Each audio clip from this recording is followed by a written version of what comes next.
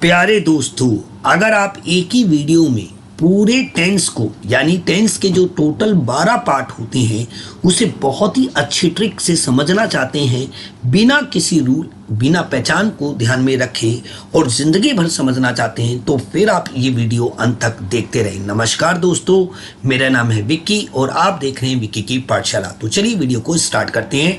सबसे पहला सेंटेंस हमने ले रखा है कि मैं घर में किताब लिखता हूँ, जिसमें आई हमारा सब्जेक्ट है, किताब हमारा ऑब्जेक्ट है और लिखना हमारा वर्ब है और घर में हमारा एक्स्ट्रा है। यहाँ पे ये देखिए ता हूँ, जिस भी हिंदी के वाक्यों में ता ते ती आता है वो हमारा प्रेजेंट इंडेफिनिट होता है। तो इसे इंग्लिश में कैसे लिखेंगे, ये देखिए, I write a book at home, मैं घर में किताब लिखता हूँ।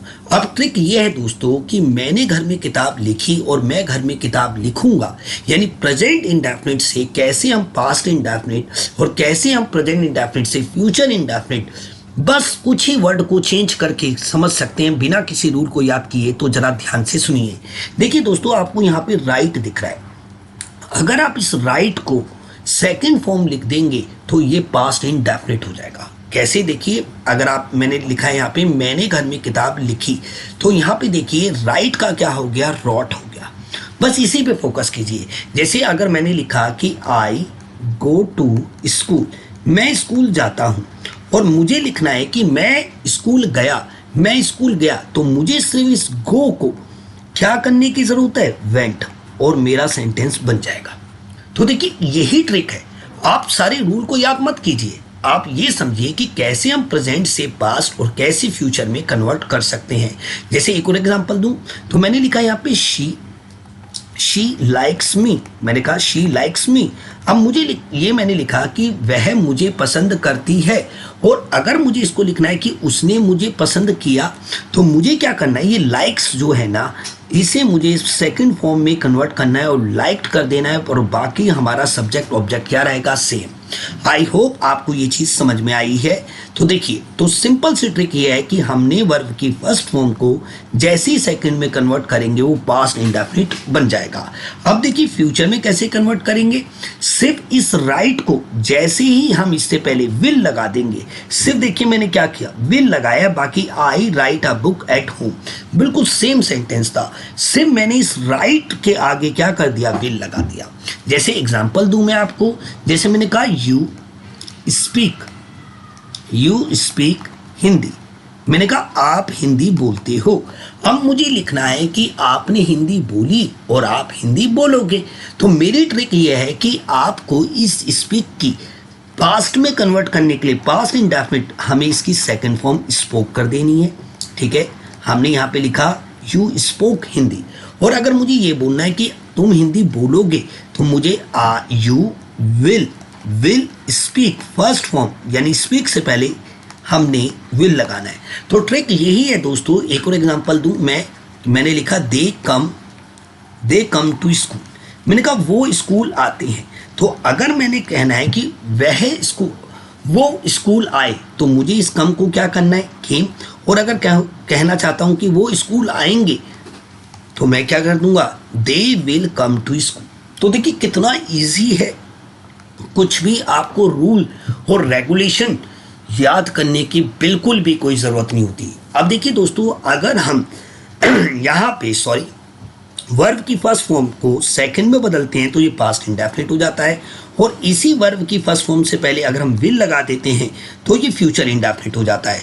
अब देखिए ये तो हमने क्या समझा, हॉरिजेंटल यानी क्षैतिक रूप से समझा कि कैसे हम प्रेजेंट से पास्ट और फ्यूचर बना सकते हैं। अब हम वर्टिकली भी समझते हैं कि कैसे हम प्रेजेंट इंडेफिनिट से वो क्या ऐसी चीज़ें चेंज करें कि वो प्रेजेंट कॉन्टिन्यूअस में बदल जाए। तो देखिए दोस्तों, आप मान लीजिए कि मैं घर में किताब लिखता हूँ, अब मैं बोल रहा हूँ कि मैं घर में किताब लिख रहा हूँ। देखो यहाँ पे कर्ता केवल कार्य होने की जानकारी दे रहा है, और यहाँ पे वो क्रिया चल रही है, और चल रही है तो उसके पहिए क्या है, हम इसको कैसे लिखते हैं, दो चेंज किए, इससे दो चेंज। पहला चेंज, हमने इस राइट से पहले एक एम लगा दिया है जो कि हेल्पिंग वर्ब है। ठीक है, मान लीजिए यहाँ पे एक कोई ऐसी कार है जिसमें ना तो कोई ड्राइवर है और ना ही कोई पहिए हैं। अब कार क्या है यहाँ पे कि भाई उसके 3 पहिए लग गए, जो कि क्या है, आईएनजी, और दूसरा हमने उसके अंदर ड्राइवर बिठा दिया। क्योंकि यहाँ पे मैंने कार में पहिए या ड्राइवर का ना होना इसलिए कहा है क्योंकि यहाँ पे कर्ता केवल कार्य होने की जानकारी देता है, इसलिए इसे वर्तमान अनिश्चित काल कहा जाता है। इसमें कार्य तो होता है बट एग्जैक्टली कब होता है, कार्य पूरा हुआ या कार्य अपूर्ण है, यानी कार्य कंप्लीट है या इनकम्प्लीट है, इसकी जानकारी नहीं होती, तभी इसे प्रेजेंट इंडेफिनिट कहा जाता है, इसे पास्ट इंडेफिनिट कहा जाता है और इसे फ्यूचर इंडेफिनिट कहा जाता है। इंडेफिनिट का मतलब होता है अनिश्चित। यहाँ पे कार्य पूर्ण हो गया है या अपूर्ण है ये हमें नहीं पता। पर देखिए यहाँ पे तो कार्य अपूर्ण है, क्योंकि देखो मैं घर में किताब लिख रहा हूं, अभी भी लिख रहा हूं ना, कार्य पूरा तो नहीं हुआ है ना, इनकम्प्लीट है ना, यानी अपूर्ण है। अपूर्ण है तो यानी चल रहा है, तो चल रहा है तो उसको चलाने के लिए हमें क्या चाहिए, 3 पहिए चाहिए जो कि आईएनजी है, और दूसरा में ड्राइवर चाहिए जो कि इज एम आर है, जो कि इज एम आर है। अभी मैं आपको बताऊंगा कब इज लगता है, कब एम लगता है, कब आर लगता है, और क्या उनमें चेंज करने से वो पास्ट और फ्यूचर में बदलता है। तो आप इस वीडियो को अंत तक जरूर देखें दोस्तों, आप यकीन मानना आपको बहुत ज़्यादा फायदा होगा, आपको ये मैं दावे से कह सकता हूँ। अब देखिए दोस्तों, मुझे यहाँ पे मैं घर में किताब लिख रहा हूँ और मैं घर में किताब लिख रहा था, मैं घर में किताब लिख रहा हूँगा, सिर्फ हिंदी में आप देख रहे हो कुछ ही शब्दांशों का अंतर है, सिर्फ कुछ ही शब्दांशों का, यानी कहूँ कि सहायक क्रिया का ही अंतर है। तो देखो इंग्लिश में कोई 50 वर्ड तो नहीं अलग हो सकते, तो मुझे क्या करना है कि ये जो एम है ना, मुझे इसको वॉज में जैसे ही कन्वर्ट करूंगा ये पास्ट हो जाएगा, और विल बी में करूंगा ये फ्यूचर हो जाएगा। जैसे यहाँ पे देखिए हमने सिर्फ वॉज किया, बाकी चीजें देखो सेम रही। यहाँ से अगर आप देखो तो हमने 2 चेंज किए, एक तो हमने इज एम आर लगाया और इसमें पहिए लगा दिए, दैट्स इट। तो आई राइट अ बुक को I am writing a book आप समझ गए। अब जैसे ही मैंने यहाँ पे वॉज किया ये पास्ट में बदल गया, और यहाँ पे देखिए दोस्तों ये विल बी आ गया, विल बी जो कि फ्यूचर में बदल गया। कितना इजी है। मैंने कहा यू आर प्लेइंग, मैंने कहा यू आर प्लेइंग चेस, मैंने कहा आप शतरंज खेल रहे हो। अब मुझे कहना है कि आप शतरंज खेल रहे थे या आप शतरंज खेल रहे होगे, तो मुझे आर को सिर्फ वर में बदलना है और इस आर को विल बी में बदलना है। तो देखा दोस्तों कितना इजी है, हमें कोई भी रूल रेगुलेशन याद करने की जरूरत नहीं है, हम इस चीज़ों को समझने की जरूरत है। अब एक बहुत बड़ी समस्या आती है बच्चों को कि वर्ब की कौन सी फॉर्म लगेगी जो मेन वर्ब है, जैसे कि राइट। इसका भी एक ट्रिक है मेरे पास, आप बोलिए 1, इसके लिए बोलिए 2 और इसके लिए बोलिए 1, यानी तीनों इंडेफिनिट का कोड है 1 2 1, यानी 121। यानी 121 से आपको याद रहेगा कि प्रेजेंट इंडेफिनिट में फर्स्ट होती है, पास्ट इंडेफिनिट में सेकंड होती है और फ्यूचर इंडेफिनिट में फर्स्ट होती है। 121 है किसका कोड, इंडेफिनिट का। कॉन्टिन्यूस, चारों कॉन्टिन्यूस की बात करें तो इसका कोड है 444, यानी 444।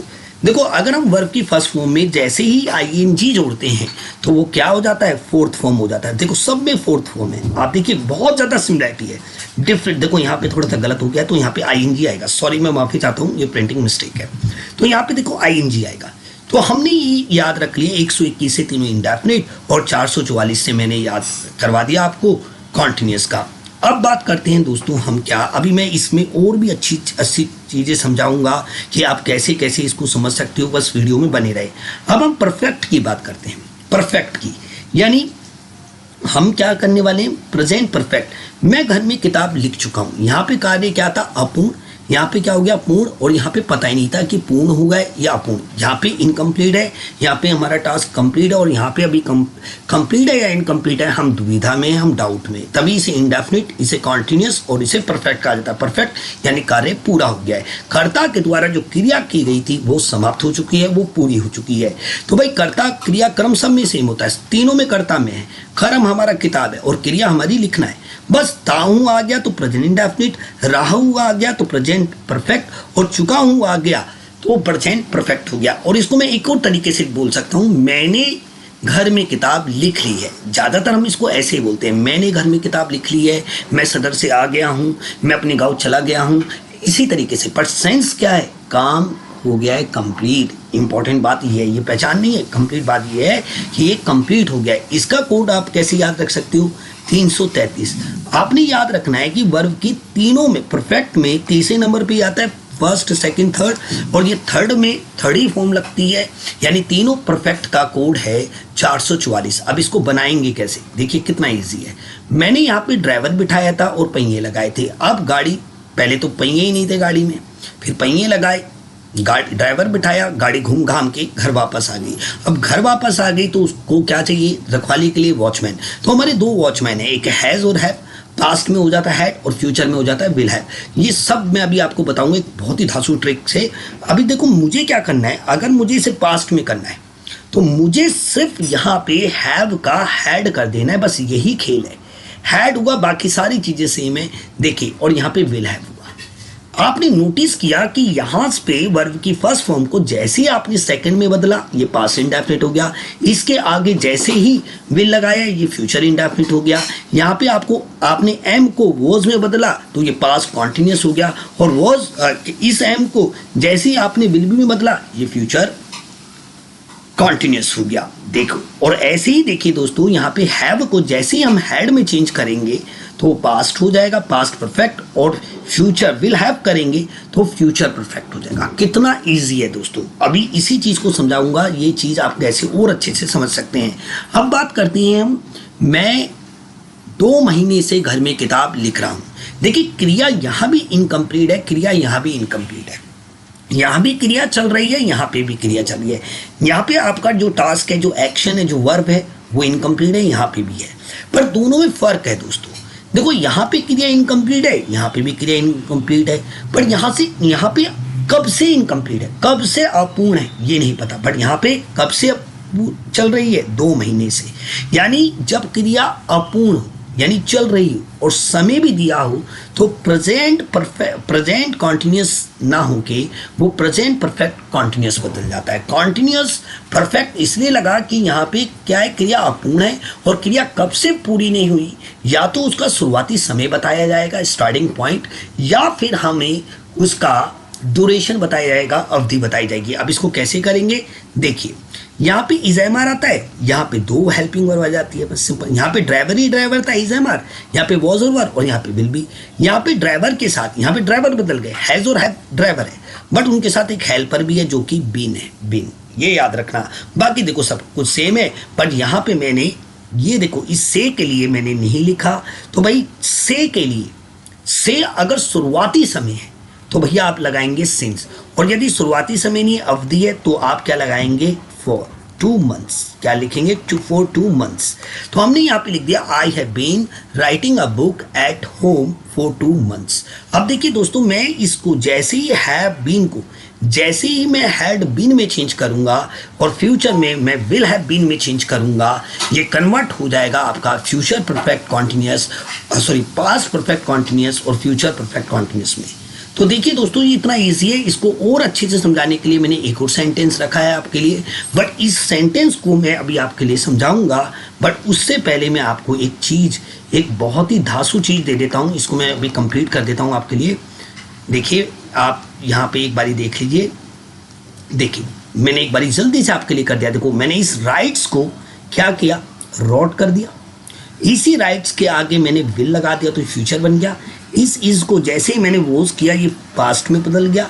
विल बी किया तो ये फ्यूचर में बदल गया। हैज़ को जैसे ही मैंने हैड में किया, ये पास्ट में हो गया। और यहाँ पे देखिए, ये विल हैव में किया तो ये फ्यूचर में हो गया। देखो, यहाँ पे हैज़ बीन है, और यहाँ पे क्या हो गया, हैड बीन, और यहाँ पे देखो विल हैव बीन, सॉरी यहाँ पे विल हैव बीन, बीन गायब है, सॉरी कुछ प्रिंटिंग मिस्टेक है।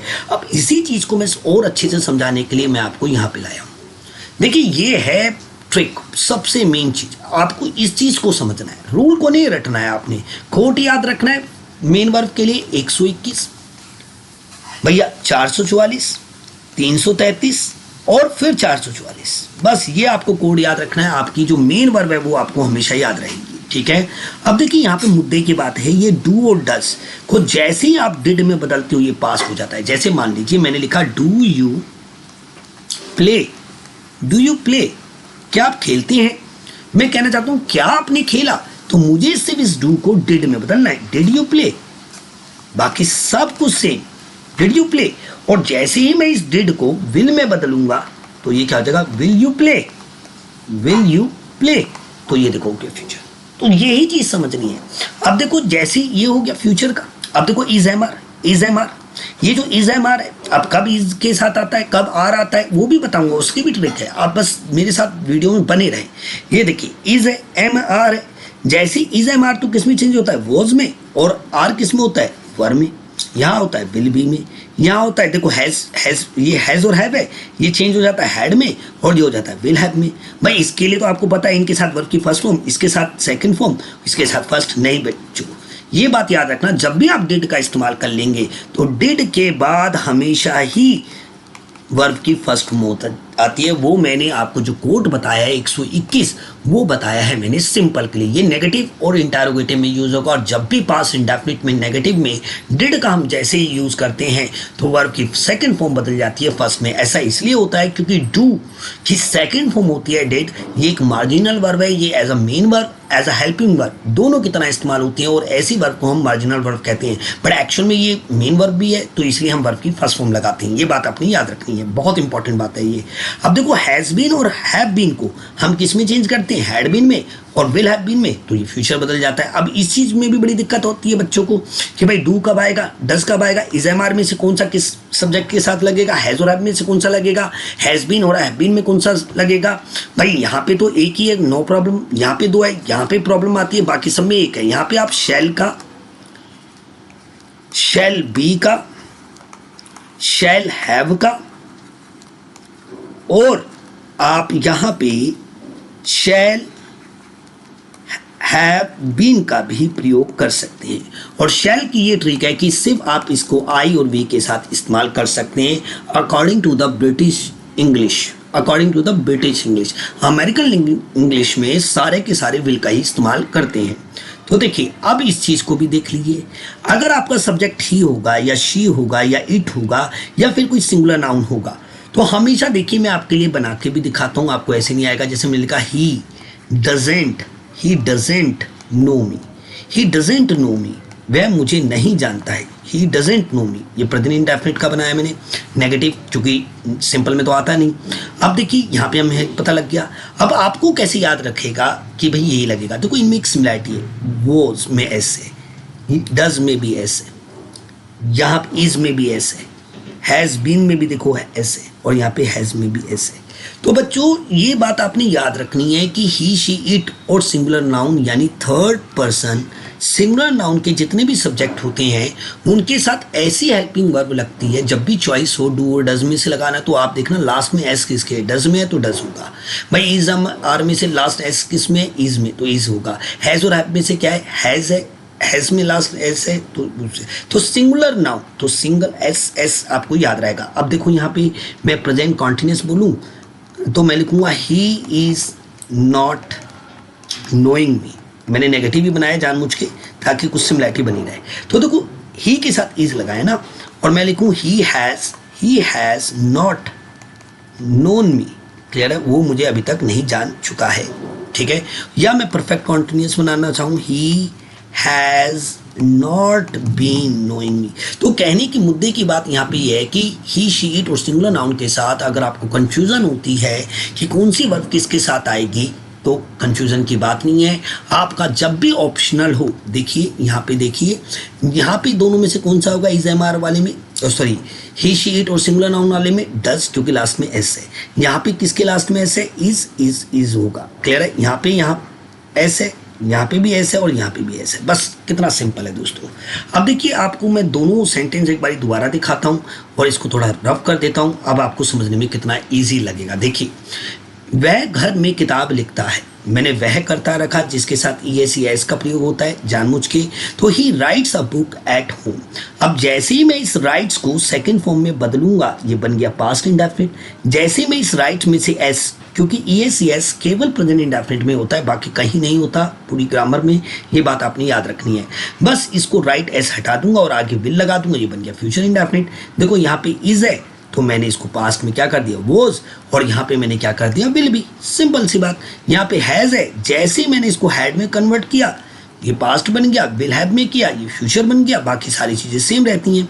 देखो यहाँ पे हैज बीन है तो मैंने जैसे इसको हैड बीन में किया और जैसे ही मैंने इसको विल हैव बीन में किया तो ये बन गया फ्यूचर। और परफेक्ट मतलब बाकी हमारी नेक्स्ट प्रॉब्लम क्या है, नेक्स्ट प्रॉब्लम ये है कि हमें मेन वर्ब याद नहीं रहती, उसका भी प्रॉब्लम मैंने सोल्यूशन कर दिया भाई। इसके लिए 1 याद रखो, इसके लिए 2, इसके लिए 1, 121, इसके लिए भाई 4, इसके लिए भी 4 और इसके लिए भी 4 भाई, सिंपल सी बात। यहाँ पे देखो 3, इसके लिए भी 3, इसके लिए भी 3 भाई।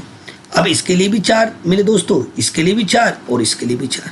बस यहीं पे आपने एक बहुत ही इंपॉर्टेंट बात मेरी याद रखनी है कि जैसे ही मैं इसका नेगेटिव बनाऊंगा, ही डिड नॉट, ठीक है, ही डिड नॉट, ये रॉट का राइट हो जाएगा। बस यही बात आपने सबसे याद रखनी है, क्योंकि नेक्स्ट वीडियो जो मैं लेके आऊँगा आपके लिए 12 टेंस की, वो नेगेटिव लेके आया हूँ। आज मैंने आपको एफर्मेटिव सेंटेंस बताए।